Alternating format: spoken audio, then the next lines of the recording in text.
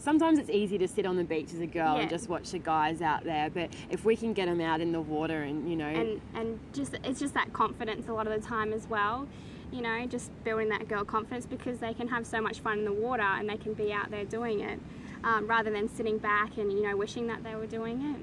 I'm Cassandra, but everyone calls me Cassa. And I'm Tara Christie. And we both run Sunshine Coast Girls Boardriders Club with one of our friends, Jamie White. The club initially was formed in the early 1980s, basically to foster women's surfing on the Sunshine Coast. We took over in 2009 and we've managed to grow it to about 60 members with some great sponsorships. And it wasn't until 2002, we call them our founding members, actually incorporated the club. So it's now not for profit, and we've just started slowly building it up. And Tara, Jamie and I took over this year and trying to move it into a new direction. Yeah, the direction that we're looking at going is, before it was a lot of social, and we want to keep that social aspect but also push women's surfing into the competitive area as well. There's a lot of male board riders on the Sunshine Coast, and we're actually the only one in Queensland, so I think it's a really good area for a lot of the girls who are interested in going that way as well. It is a really male-dominated sport, you can't ignore that factor, and a lot of women that I've spoken to feel that they're going to get written off because they're doing that sport, because they're not very good and they're going to get in the way of everyone else. But it's really not like that. There's so many guys who love seeing females out there and, you know, having a go and not just sitting back on the beach anymore. If you're just beginning, it is daunting just going down to your local beach if the conditions are quite rough and not knowing where to go out, or if you've got no one else there that is looking out for you, because it's easy to get hit. So with having the board riders there, you know, we've got professional coaches and we've got members of the Christian surfers who come down and help us do coaching and just out in the water with the girls, so it's a really safe environment for them. We also teach surf safety, and it's just that progressive nature. If we can show a couple of girls what they should be doing in the surf, then they can teach their friends, and it's just going to progress and help stop those deaths in the waters. We've got one member who's with Surf Life Saving Australia, and she's really helped move that forward, and a lot of issues of sun safety as well. We just like to incorporate what's happening in the real world around us. Girls board riders have really diminished over the past 15 to 20 years. They used to be really prominent. There was clubs in Bundaberg and Tennant. The Gold Coast Club was just massive, and now everything's just really downscaled.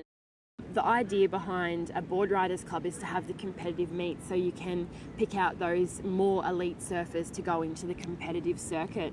There's a lot of young girls who we know have the potential to be competitive surfers. Tara is a seasoned competitive surfer, and we just hope with her guidance we can help the younger girls and get the sponsorship and hopefully see them on the World Circuit Tour one day. Our youngest girl we have at the moment, she's a little ripper. She's 6 years old, and she's really starting to progress forward. You can tell she wants to start manoeuvring the board more. You see her every month just trying more and more to advance her surfing. And then our oldest member, I think, is 58. So we do have a wide age gap in our competitive levels.